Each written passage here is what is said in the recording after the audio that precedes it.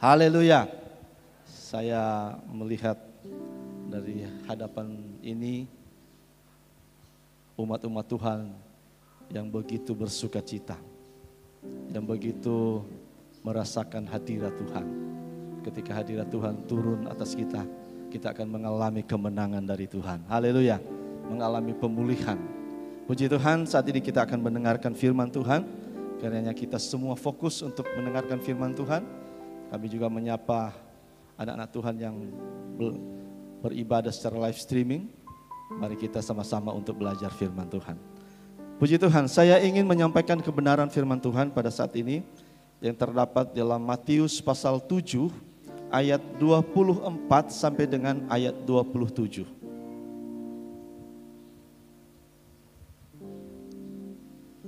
Sekali lagi, Matius pasal 7 ayat 24 sampai dengan ayat 27.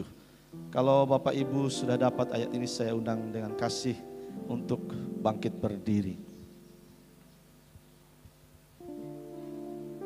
Mari kita baca sama-sama ayat ini. 1, 2, 3. Setiap orang yang mendengar perkataanku ini dan melakukannya, ia sama dengan orang yang bijaksana yang mendirikan rumahnya di atas batu. Kemudian turunlah hujan dan datanglah banjir.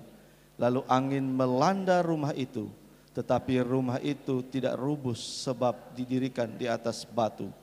Tetapi setiap orang yang mendengar perkataanku ini dan tidak melakukannya, ia sama dengan orang yang bodoh yang mendirikan rumahnya di atas pasir. Kemudian turunlah hujan dan datanglah banjir. Lalu angin melanda rumah itu sehingga rubuhlah rumah itu dan hebatlah kerusakannya. Puji Tuhan. Silakan duduk Bapak Ibu Saudara. Kebenaran ini Bapak Ibu Saudara, Tuhan taruh di hati saya sekitar 2 minggu yang lalu. Dan sampai tadi kebenaran ini masih hidup ya dalam hati saya, sehingga hari ini saya menyampaikan kebenaran ini. Nah, kalau kita melihat dalam firman Tuhan yang kita sudah baca, ada 2 hal yang menjadi perhatian saya di bagian ini, yaitu yang pertama tentang rumah yang dibangun di atas batu. Di dalam ayat 25, ayat 24 dan 25, ya. Di situ ada rumah yang dibangun di atas batu, dan ada rumah yang kedua, ada rumah yang dibangun di atas pasir. Dan kedua rumah ini sama-sama dilanda oleh tantangan ya. Di situ dicatat ada hujan, ada banjir, ada angin. Dua-duanya menghadapi tantangan, baik yang dibangun di atas pasir maupun yang dibangun di atas batu. Dan kalau kita perhatikan kedua rumah tersebut, ya, ketika menghadapi tantangan, ternyata ada perbedaan. Yang satu yang dibangun di atas pasir, ketika dilanda oleh hujan, banjir, dan angin, firman Tuhan berkata, rumah itu rubuh. Tetapi rumah yang dibangun di atas batu, dikatakan rumah itu tidak rubuh. Dia tetap berdiri. Dia tetap kokoh. Ternyata memiliki perbedaan, saudara-saudara. Yang satu yang dibangun di atas pasir, begitu gampang hancur, begitu gampang rubuh. Tapi rumah yang dibangun di atas batu, dia tetap berdiri. Nah, saudara-saudara yang dikasihi Tuhan, ternyata batu yang menjadi dasar ini menjadi kekuatan daripada rumah ini. Kalau saya melihat dalam bahasa terjemahan bahasa asli, dalam terjemahan asli, kata batu di situ, saudara-saudara, itu ditulis dengan kata Petra. Petra. Petra itu artinya gunung batu, batu besar. Nah di Israel itu kan banyak gunung batu. Sekalipun saya belum pernah ke sana, mungkin kalau jalur gajah sudah aman, ada rencana ke sana. Tapi untuk sementara ini belum. Pastikan dulu aman itu jalur gajah ya. Mungkin ini perkataan, tapi ini perkataan iman Bapak Ibu. Ya, mungkin Bapak Gembala dan Ibu Gembala sudah pernah ke sana, juga Wakil Gembala sudah pernah ke sana. Dan di sana itu saya cuma lihat lewat internet saudara-saudara. Oh ternyata di daerah itu banyak batu-batu, batu-batu besar, gunung batu. Bahkan dikatakan ini batu ini kota pun boleh dibangun di atas batu ini. Karena dia bukan cuma hanya segumpal batu saudara-saudara. Tapi ini batu besar yang hampir semua batu besar, luas. Sehingga kota pun boleh dibangun di atas batu ini. Sehingga pantas kalau banjir pun datang, angin datang, ya enggak mau goyah ini. Kan ini batu saudara-saudara. Ya. Nah ini kata Petra ini gunung batu yang dimaksud oleh Tuhan Yesus. Nah, ternyata Bapak Ibu Saudara yang dikasihi Tuhan, ketika orang membangun di atas batu, maka itu menjadi kekuatan, saudara-saudara. Firman Tuhan berkata dalam 1 Korintus pasal 3 ayat 10 sampai 11, di situ Paulus berkata, dia mengumpamakan melayani itu sama dengan membangun. Banyak orang terjemahkan ayat ini juga, membangun ini membangun kerohanian. Tapi saya melihat di sini tidak hanya sekedar dalam bentuk hanya rohani saja yang dibangun. Termasuk pelayanan. Termasuk pelayanan baik itu di pelayanan gereja maupun pelayanan kita di bidang-bidang yang lain. Ketika kita melayani, ya, dasarnya itu kuat, saudara-saudara. Maka itu pelayanan itu akan kuat. Firman Tuhan berkata, Yesus berkata, siapa yang mendengar dan melakukan perkataannya, ia sama dengan orang yang bijaksana yang membangun rumahnya di atas batu. Yang mendengar dan melakukan perkataan Tuhan. Berarti perkataan Tuhan ini saudara-saudara, apa yang Tuhan katakan itu adalah yang menjadi kehendak Tuhan. Itu adalah yang menjadi keinginan Tuhan. Tidak mungkin Tuhan menyampaikan sesuatu bukan itu menjadi keinginannya. Jadi orang yang melakukan perkataan Tuhan sama dengan orang melakukan kehendak Tuhan. Ketika Yesus dia berkata, siapa yang mendengar dan melakukan perkataanku, ia sama dengan orang yang bijaksana. Dan sama dengan orang yang membangun rumah di atas batu. Saudara-saudara, saya katakan tadi Paulus menggambarkan melayani itu sama dengan membangun. Kalau kita melayani saudara-saudara, dasarnya adalah karena melakukan kehendak Tuhan. Maka di situ ada kekuatan yang besar. Amin. Tapi ketika pelayanan itu tidak didasari pada kehendak Tuhan, melayani karena kehendak sendiri, melayani karena kebauan sendiri, melayani karena kebanggaan diri, maka itu tidak akan kuat. Jangan heran orang melayani tapi bisa datang masalah, datang tantangan, gampang rubuh. Kenapa saudara-saudara? Tidak memiliki dasar yang kuat.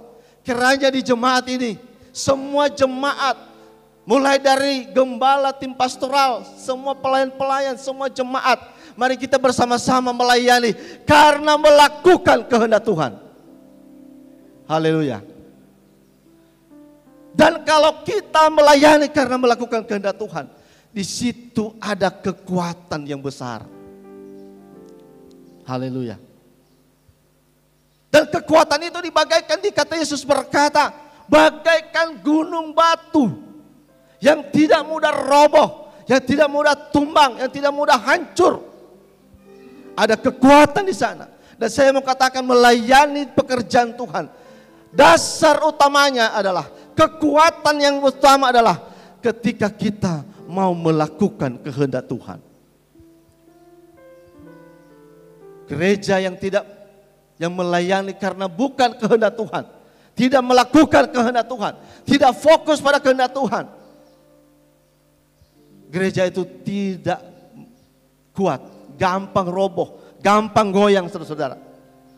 Saya mau katakan pada siang hari ini bahwa kekuatan utama dari melayani pekerjaan Tuhan adalah melakukan kehendak Tuhan.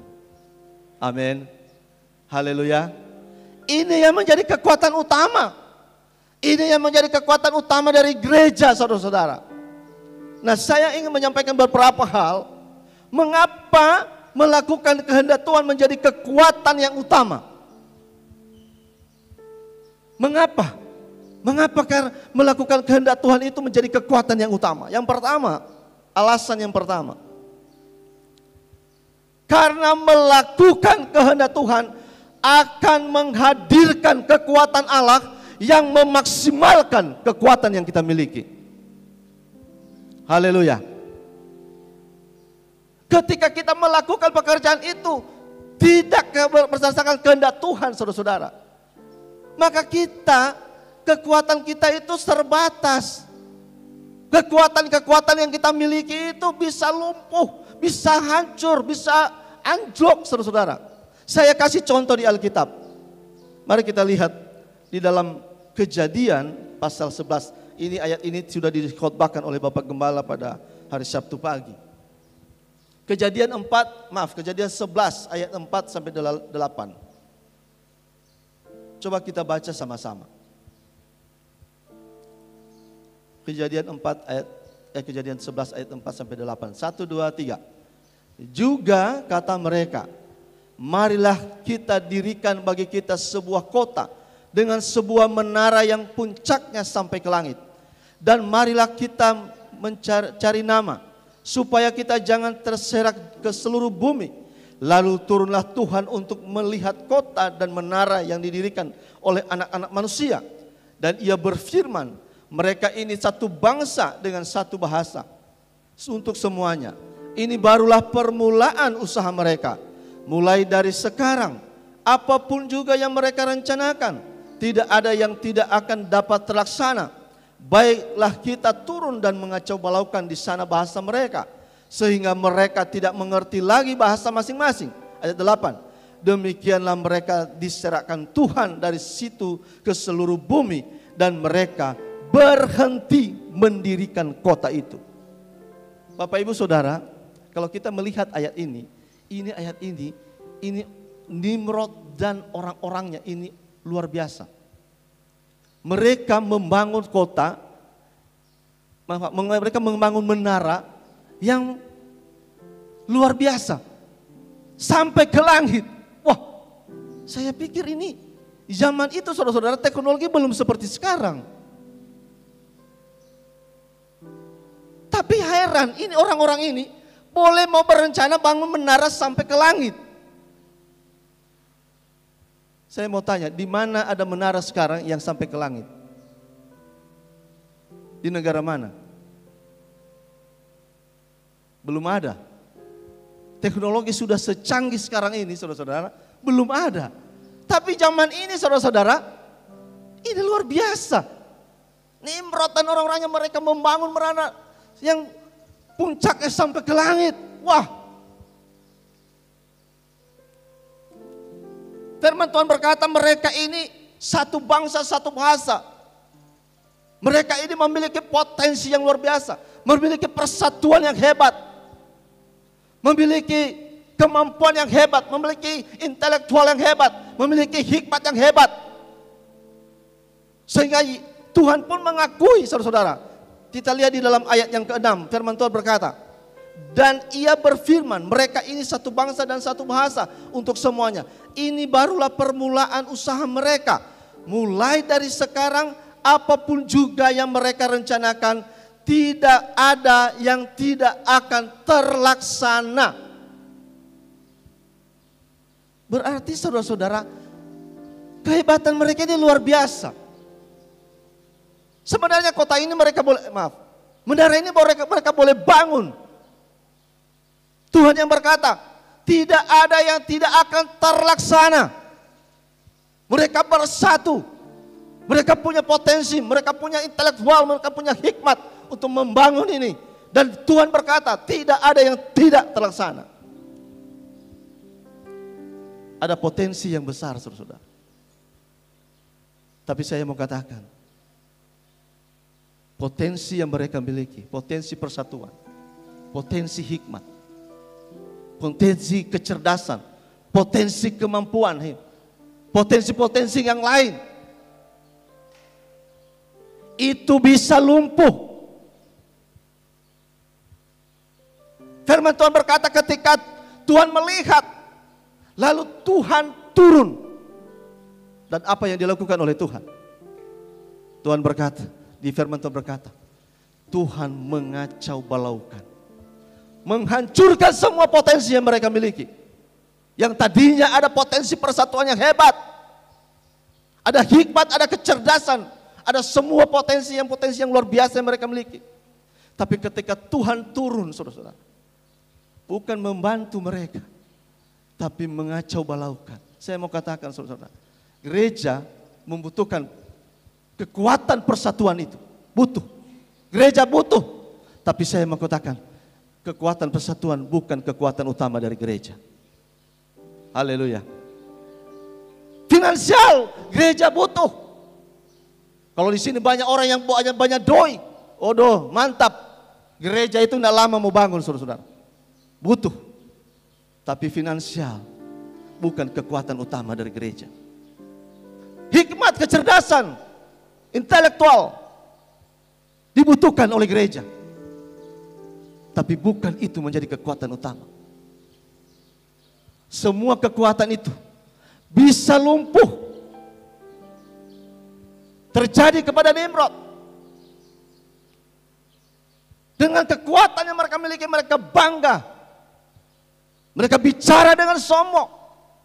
Kita akan cari nama.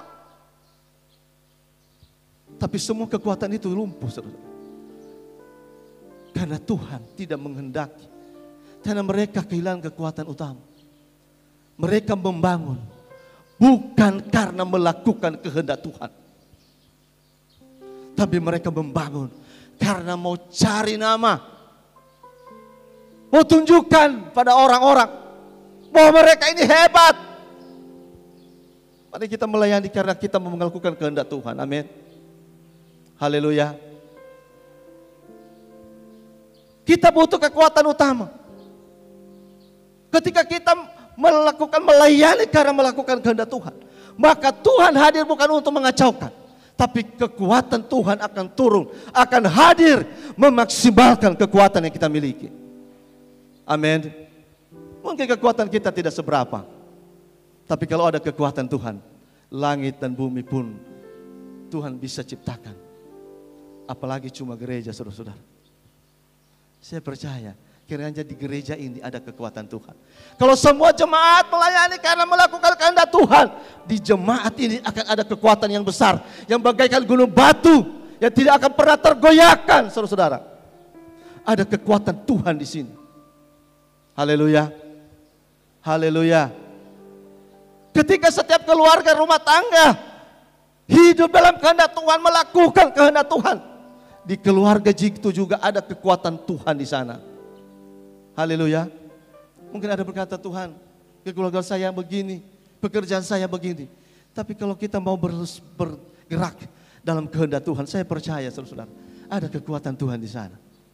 Amin. Yang ingin terjadi kekuatan Tuhan dalam rumah tangga, katakan haleluya. Haleluya.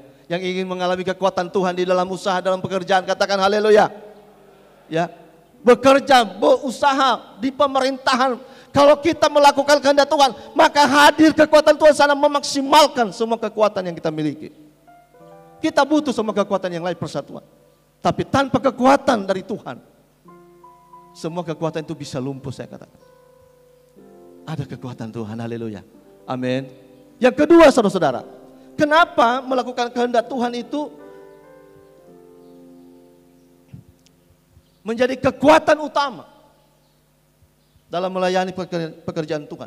Yang kedua, alasan yang kedua, karena melakukan kehendak Tuhan akan menghadirkan kekuatan Allah yang mengaktifkan semua kekuatan yang kita miliki. Kekuatan Nimrod dan orang-orangnya ketika Tuhan turun, firman Tuhan berkata, mereka berhenti membangun kota itu. Kekuatan mereka tidak berfungsi. Kekuatan mereka berhenti. Kekuatan persatuan itu hebat. Tapi kalau Tuhan tidak ada di sana, kalau kehendak Tuhan tidak ada di situ, kekuatan persatuan pun bisa berhenti. Kekuatan semangat dari jemaat Tuhan bisa berhenti kalau tidak ada kehendak Tuhan di situ. Semangat itu saudara-saudara memberi kekuatan. Orang kalau bersemangat kuat. Tapi orang kalau semangat patah, firman Tuhan bilang semangat yang patah akan mengerikan gigi, mengerikan tulang. Kalau semangat ada, waduh. Jangankan angkat semen 1 sak, angkat 1 kilo pun rasa berat. Kenapa? Nggak semangat. Jangankan kerja yang berat-berat, sapu menyapu saja itu bisa jadi berat. Kenapa? Karena tidak ada semangat. Semangat itu punya kekuatan. Jemaat yang semangat melayani katakan amin. Pemain musik semangat, oh luar biasa ini semangat memang berapi-api. Melayani di sini jadi WL, jadi single selalu semangat. Wah luar biasa saudara-saudara. Semua jemaat kalau semangat melayani, wah ini ada kekuatan yang besar. Tapi saya mau katakan semangat tidak cukup. Semangat perlu kehendak Tuhan. Haleluya. Semangat bisa hancur. Bisa semangat hari ini besok enggak. Ada orang, saya punya teman dulu, dia baru keluar dari sekolah Alkitab. Dia pas datang di pastori saudara, tuh orang biasa jam 5 doa. Dia 3:30 sudah berdoa.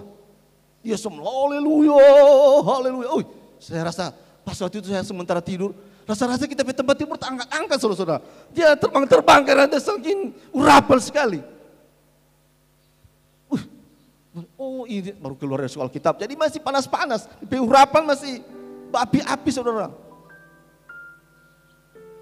Dia berhaleluya. Rasa-rasa itu gereja bergoyang saudara-saudara.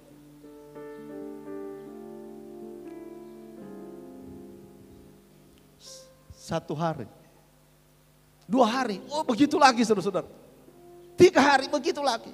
1 minggu sudah mulai turun 10%. 2 minggu 20%. 3 minggu mulai turun. Akhirnya saudara-saudara, dia paling terlambat kalau berdoa. Ini kekuatan semangat saudara-saudara bisa anjlok. Tapi karena orang melakukan kehendak Tuhan, tidak akan pernah bisa digoyahkan oleh apapun. Haleluya. Karena ada kekuatan Tuhan yang selalu mengaktifkan di sana. Amin. Haleluya. Alasan yang ketiga. Terakhir saudara. Saya berusaha untuk khotbah tidak terlalu lama. Alasan yang ketiga. Karena melakukan kehendak Tuhan akan menghadirkan kekuatan Allah yang menopang semua kekuatan yang kita miliki. Haleluya. Apa kekuatan yang kita miliki? Semua itu terbatas. Tapi ada topangan dari kekuatan Tuhan. Ketika kita melakukan kehendak Tuhan, Tuhan lihat, wah gereja ini melakukan kehendak Tuhan. Tuhan hadir di sana. Maka Tuhan hadirkan kekuatannya di sana. Dia akan menopang kekuatan yang akan kita miliki. Kekuatan semangat itu mungkin terbatas. Tapi ketika ada orang yang fokus melakukan kehendak Tuhan, Tuhan mau hadir di sana. Saya percaya ketika gereja ini fokus pada kehendak Tuhan, di gereja ini akan ada kekuatan Tuhan. Haleluya. Haleluya. Yang siap mau melakukan pelayanan karena mau melakukan kehendak Tuhan, katakan amin. Bilang kiri kanan, mari melayani karena melakukan kehendak Tuhan. Ada kekuatan yang besar. Kekuatan bagaikan gunung batu.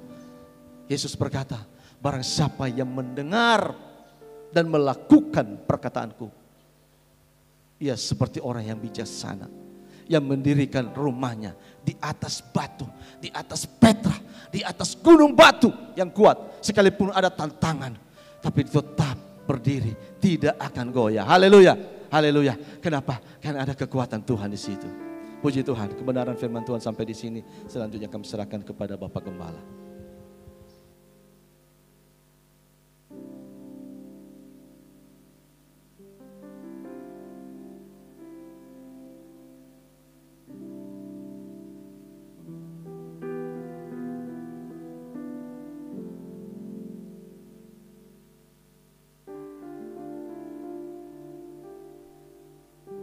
Puji Tuhan, haleluya. Hari Jumat yang lalu saya mendengar khotbah ini pertama kali di fellowship staff di STTRMK. Dan saya sangat diberkati Tuhan, sangat diberkati Tuhan. Diberkati itu bukan karena menyenangkan saya, tetapi mengarahkan saya, menegur saya, mengevaluasi saya. Nah, ada orang berpikir dengar firman diberkati itu artinya memang menyenangkan saya. Bukan. Memberkati itu artinya firman itu memang betul-betul mengarahkan saya, betul-betul mengevaluasi saya, menegur saya. Itu arti diberkati. Dan saya sudah diberkati sejak lalu dengan khotbah ini. Dan waktu selesai fellowship staff di STTRMK, saya dan Ibu Gembala bercakap-cakap begini, ini sebenarnya beberapa musik khotbah di jemaat. Tapi kami tidak pernah saling mengintervensi tema apa yang harus disampaikan. Hanya begitu saya dan Ibu Gembala. Ini khotbah ini seharusnya disampaikan supaya lebih banyak lagi orang diberkati. Dan Tuhan sudah tolong, Roh Kudus sudah membise di hati Pendeta Bram. Khotbah ini disampaikan kepada kita semua. Haleluya, haleluya. Melakukan kehendak Allah adalah kekuatan. Amin. Melakukan kehendak Allah adalah kekuatan. Kekuatan dalam semua aspek kehidupan, bukan hanya di pelayanan, tetapi di rumah tangga. Bukan hanya di rumah tangga, tetapi di usaha pekerjaan. Bukan hanya di usaha pekerjaan, tetapi di pendidikan. Dalam semua aspek, melakukan kehendak Allah itu adalah sesuatu yang sangat penting karena itu adalah kekuatan. Haleluya. Dan kekuatan itu memaksimalkan kekuatan yang lain. Apa kekuatan saudara? Apa kekuatan Bapak Ibu saudara sekalian? Ada orang yang kekuatannya finansial, ya kan? Ada orang kekuatannya finansial. Ada orang kekuatannya hikmat, intelektual. Dia memang pintar. Ada orang kekuatannya network, jejaring, relasi. Dia itu jago bergaul, wah hebat dia kalau bersosialisasi jago, sehingga orang-orang dekat dengan dia. Dia punya keluarga banyak yang support dia, dia punya sahabat banyak, dia punya teman-teman, dia punya relasi. Wah ini kekuatan, jejaring kekuatan, finansial kekuatan, hikmat kekuatan. Ada orang kekuatannya adalah talenta. Oh dia hebat, talentanya banyak, talentanya bagus, kualitasnya excellent. Ada orang kekuatannya fisik, dia kuat, jarang sakit dia. Meskipun COVID, tre dia sampai tahun 2024. Nyendak jaga virus masuk mungkin, tetapi sampai di dalam tuh virus keluar dengan duka cita karena apa? Tidak berhasil membuat dia sakit. Ada orang memang begitu saudara-saudara, kuat dia, sehat dia. Tapi saya mau sampaikan seperti yang disampaikan khotbah tadi. Itu bukan andalan. Amin, saudara-saudara. Andalan kita adalah kekuatan yang dari Tuhan. Apa itu? Melakukan kehendak Tuhan. Haleluya. Kita bersyukur.